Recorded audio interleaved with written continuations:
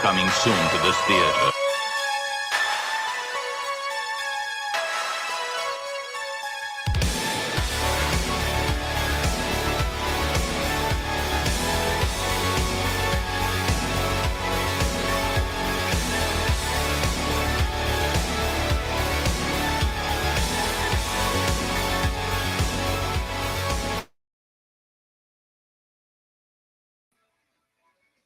What up, everybody?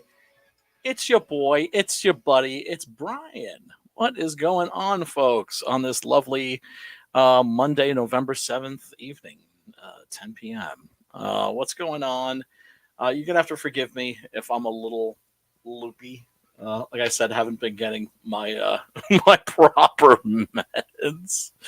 You know, the ones that actually allow me to think coherently and form coherent sentences. Anyway, yesterday I did a little video, a pre-review saying I was going to watch Terrifier 2, and indeed I did, and I'm here this evening to give you my impressions of it. As I was saying in yesterday's video, I was a little reluctant to go into this one because of its 2 hour and 18-minute running time. Now, do I have a problem watching movies that are 2 hours and 18 minutes? No. But that doesn't mean that every movie has to be 2 hours and 18 minutes. Not everything has to be Lawrence of Arabia. The director of the Terrifier duology is a Damien Leone. Now, I don't know if the fact that his last name is Leone makes him think that he can be like Sergio Leone and make a 2.5 hour movie and make it pure 110% awesome sauce. But one of the problems that we have with contemporary films is that they're too damn long. And I think there's a variety of reasons for that. For one thing, film is a lot cheaper to make these days because it's not film, it's all video. And what used to make film so cost prohibitive was the actual film, the celluloid that went into the cameras. So we don't have that issue anymore. It's all hard drive space. And, well, gee, that's pretty damn cheap. So it doesn't cost as much to make a 2.5 hour movie. But like I said, not everything needs to be Spartacus. Not everything needs to be Lawrence of Arabia. Not everything needs to be Once Upon a Time in the West. I mentioned The Raid 2, which is also actually exactly 2.5 hours long. The original Raid by Gareth Evans, awesome movie. 90 minutes, no fat on it. And then he did The Raid 2, which is just saturated with fat. Just meaningless, boring exposition, nothing that adds to the story in any substantive way, even. So I went into this one thinking, oh boy, here we go. All right, Homeboy's got himself a bigger budget because I think the original budget for the original Terrifier was something like, I think 80,000 or something. Very, very, very small, very, very teeny tiny budget. Excellent movie, especially when you consider that budget. It was 85 minutes long. You know, just came, fucked shit up, and split, which I thought was terrific. And the sequel, which is now here, got a very limited theatrical release on Halloween. Oh boy, I saw that running time, 2.5 hours. I'm just like, oh damn, here we go. I noticed this also seems to be an issue with crowd-funded films, and Terrifier 2 is a crowd-funded movie. It came in, I think the budget for this one is like about the same budget as the first Mad Max, actually, but not adjusted for inflation. I think the budget for Terrifier 2 is something like about 300 grand, because then, of course, you had Bloody Disgusting, the website, and a bunch of other production companies, other people that were throwing money into the picture, rightfully so, especially having seen how great the first one was, given its very, very limited budget. But I was wondering to myself, well, is this going to be like For a Few Dollars More, which was like the first sequel in the Men with No Name trilogy, right, which is about the same length as Terrifier 2. That's also, I think, like 2 hours, 15 minutes or so. And it's a freaking classic. It's even better than the first one. And then you have The Good, the Bad, and the Ugly. That's like 3 hours long. And that's even better than the first two movies. Unfortunately, not everybody's Sergio Leone. Not everybody can do that. And maybe if your last name is Leone, you think that you're like Sergio Leone. You can get away with that shit. So to say that I went in with trepidations is an understatement.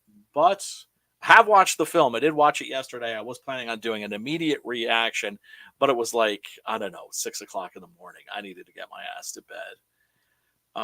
And so I figured, okay, leave it for another day, and everything will be all right. And you can share your thoughts and your feelings, your fifis regarding the new Terrifier. And overall, I have to say that I was pleasantly surprised. I really like this movie. Is it too long? Yeah. Could it have lost at least a half an hour? Hell yeah. But at the same time, I didn't feel that it was too weighed down. Another crowdfunded movie that I thought could have lost about a half an hour and really suffered from being overlong was Monsters of Men. If you haven't seen that, check it out. It's on Tubi. It's on Amazon Prime, I believe. And that's about these robots, these killer robots that are dropped into a place in Latin America and basically turned loose to just kill everyone and everything that they see.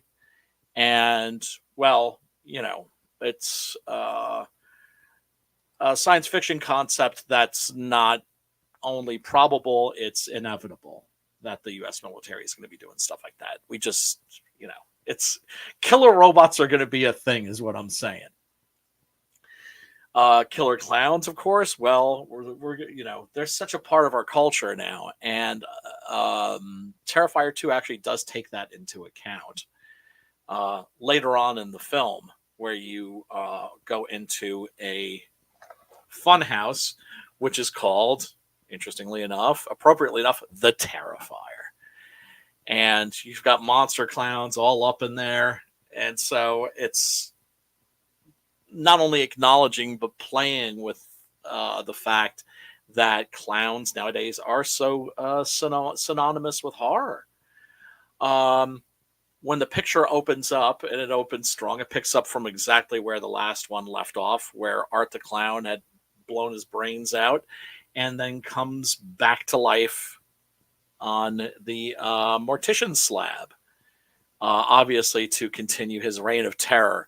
There's a pretty amusing scene where he goes to a laundromat because, well, damn, his clowny digs are all covered in blood. He's got to, not that he's, a very neat and tidy kind of a guy, but he wants to look his best, obviously, especially if he's going to go on a rampage. And so he goes to a laundromat and decides that he's going to wash his clothes. And he sits there butt naked with a newspaper, and suddenly he senses a presence. He looks around a corner, and we get a new character, which is this young lady right here, who is very obviously not a young lady, the same way that Art himself is obviously not a clown. She is clearly a demonic presence sent as a form of backup. She's not given a name in this. I'm sure that she has a name somewhere in the credits. Giving Art a sidekick character, giving him a tag team partner, wonderful move. She's incredibly creepy. What's great about this scene is is that the first thing that she seems to inspire really is a sense of amusement. And she's just like staring at him, and then she waves to him, and he waves back. And then she proceeds to soil herself. She just completely lets her bowels go. And I thought that was really marvelously creepy because it very clearly identifies her as a demon. Right? What are demons? They're unclean spirits. And there's no question there's something demonic about art, and there's something very demonic about this little girl who's obviously not a girl.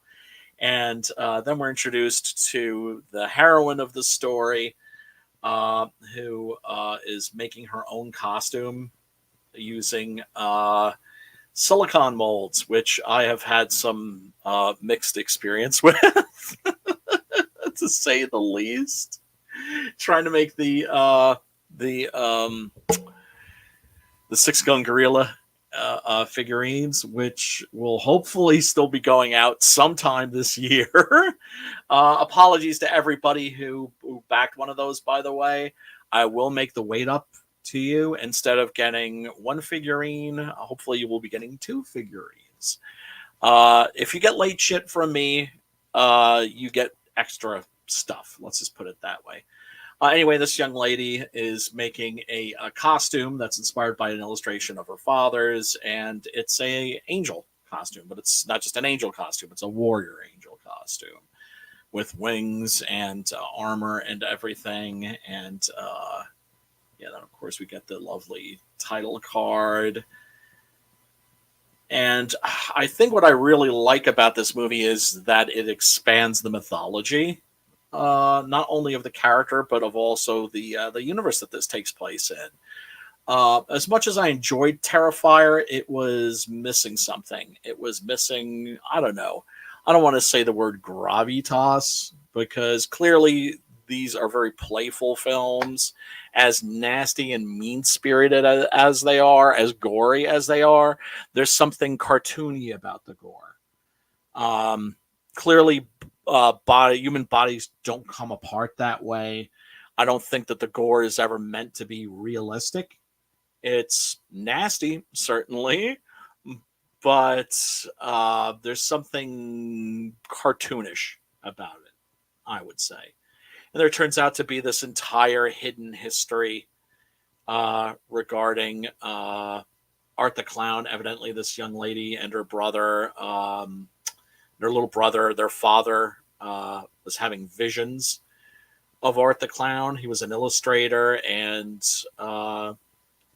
was driven mad, evidently, by his visions, and killed himself in a really horrible way. So this young lady and her younger brother and their mother are very visibly scarred by that loss. So there is an element of grief, I think, that's explored in this story that I wasn't really quite expecting. And there's this wonderful dream sequence where she finds herself on the set of what seems to be a kids show, except of course it's very it's very much not a kids show. It's quite demonic, and Art the Clown is the master of ceremonies, as it were, and everybody's hanging out and they're looking forward to their nasty, ghoulish little treats. And there's a nun that's off in a corner with a homeless man saying, "Oh, who's gonna feed this guy?" Right? Y'all are stuffing your faces with candy. Who's gonna feed this man? And voila, we have something that was missing from the first film, which is a theme. Stephen King said something that always stayed with me, which is that every horror film, no matter how stupid it is still trying to tell you something. And I'm not going to say that the theme of this film is what I think it is, but it's the message that I got from this movie. Once again, message is the wrong term. Theme would be the right one, because this being a proper film, it has a subtext, but it doesn't make the mistake of taking the subtext and making it the text, which is why contemporary movies and comic books and just about all entertainment is just insufferable these days. It's okay to have a theme, but let that be something that's kind of like in the background. Don't bring it to the forefront to the point where it's ponderous and you're beating your audience over the head. But if this film's about anything, it's about evil. And what this scene represents to me isn't cruelty, which is what art represents, but indifference to suffering, which is also a major sin in my book. And boy, there is some wonderful imagery in this film. Yeah, the little demonic girl is creepy as fuck. There's a scene where her eyes are glowing. Also, then we see her watching the TV broadcast that was at the beginning of the first film. And so things have come full circle. It is a year since the incidents that occurred at in the first film, and Art is ready for his second reign of terror on Halloween night. Oh yeah, there's a illustration that is from the young lady's father's sketchbook. And Art the Clown, of course, the kills in this are just absolutely brutal. Oh yeah, there's Chris Jericho, who's very much one of us, very much a horror guy, and he appears in the post credit sequence, which you're definitely going to want to watch. And the actress here, what is her name? She is Lauren Levira. And not very hard on the eyes, is she? Oh God, I felt like a prevert watching this. It's like, oh, dude, you're in your 50s, and like you're like, it's not like I would actually creep on this girl, okay? But I can't help it. I've got a 15-year-old boy's brain, a 15-year-old brain, and a 50-year-old plus body. So sue me, but she's really quite lovely. Evidently, also a martial artist from what I hear, and numerous martial arts. So homegirl can defend herself. She doesn't bust any moves in this, which is appropriate. It's not a martial arts movie, but she is very clearly designated as a champion of light, the same way that Art and his companion are clearly champions of darkness, of evil. And I think if this movie is saying anything, it's that evil is real. And of course, we live in an age where millennials in particular just don't believe in the existence of evil. So we need stories like this more than we've ever needed them, I think. Does this movie deliver in terms of the kills, in terms of the gore and the splatter? Oh yeah, in mega spades, naturally, if you're going to do a sequel like this, you're going to want it to be on a bigger scale. Once again, not so sure you really needed a 2-hour, 18-minute running time. In fact, I'm sure you didn't need a 2-hour and 18-minute running time. At the same time, I never felt like the film wore out its welcome. I never felt like, oh shit, this needs to go. I think, in other words, I didn't feel the need to, I don't know, spread out the viewings, right? Like the Rob Zombie monsters, I needed 2 sittings. Two, yeah. I couldn't just sit there and watch that entire movie straight through. No way. And that was only about what, like a little over 90 minutes. I think like an hour 45 or something like that. But it was brutal, you know. I mean, it's a Rob Zombie movie. I can't watch a Rob Zombie movie, any Rob Zombie movie, in one sitting. The Terrifier movies, these are very much, I have to say, I think the kind of movies that Rob Zombie wishes he could make. because this really does deliver in in all the right areas. There's also some really great, memorable imagery in this. Clearly, Leone had a much bigger budget on this one than he did on the first, and I would say he uses it very judiciously. He uses it very, very well. The Terrifier itself, the funhouse where the climax of the film takes place, is really pretty spectacular. There's no way that there are any fun houses that actually look like this. It doesn't matter, right? I don't know what makes some people think that films are supposed to be an accurate representation of reality. And clearly, these films are not, as I was saying before, in terms of the brutality of the murders, for instance. You're not getting anything that's too realistic. Human bodies do not come apart in the way they come apart where when art gets his hands on them. Uh, and you never feel like these films are meant to be taken too seriously. But this one, unlike the first movie, does have a an emotional weight. I think that the first film lacked. So, what would be my recommendation? I would say definitely go check this out. If you like the first one, you definitely have to watch this one. And if for whatever reason you're thinking like, oh, it's like I don't, like really 2.5 hours, go in with the expectation that the movie is going to be a little too damn long. Okay, once again, could have lost about a half an hour at least. I know other people, Mark Kermode said it could have lost an hour. But unlike something like The Raid 2, I didn't feel like the extra weight on the film really weighed the film down. I actually felt that all of the character scenes were building to something and creating a connection with the characters, and also building on that theme of evil being real and something that needs to be confronted because it ain't going nowhere. It's in our lives. I don't understand how people can look around at the world and not believe in evil. But you're see now I'm going moving into sermon territory. I'm starting to preach.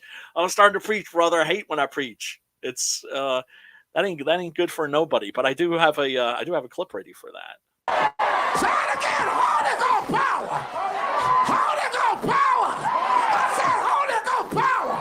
Power to change you when you don't want to be changed. Power to remake you when you don't want to be remade. Say hallelujah. Hallelujah. I promised myself that like every time I catch myself preaching, I'm gonna play that. That's from The Apostle, by the way. A really great little movie. I believe written, directed, and starring Robert Duvall about preachy motherfuckers, which unfortunately I can be sometimes.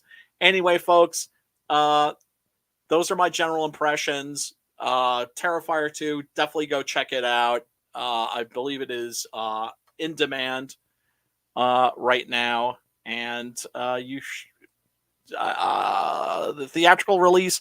I don't know. I might be playing at your local Alamo Draft House. I'm not sure, but if you have an opportunity to see this on a big screen, go check it out on a big screen. What up, Sim? I'm just about to peace out. And Slipstick, yeah, what up, everybody? That's tuning in right now. Smack that that like button to tickle the algorithm's ass with a feather. And let's see. Tomorrow we are going to be talking about The Canal on CG Horror Movie Club. So definitely tune in for that. That's going to be at 8 p.m. EST. And I guess I will be talking to you then. So yeah, Terrifier 2. Ultimately, what would be my score from 1 to 4 stars? I would give it 3. I would actually give it 3 stars. It's not perfect. It's overlong, but it delivers. I actually thought it had a weight to it. that that the first film didn't. Is it better? I would say it would be if it was missing about like a half an hour. God damn it, man. You know, we guys like Damian Leone, it's just like you're doing great stuff, but you got to have somebody hanging over your shoulder, you know, with a pistol in the editing room going like 90 minutes, motherfucker, 90 minutes. Anyway, people, thank you so much for tuning in. Check out the movie, and I guess I will see you soon. And stay scared. Peace and love.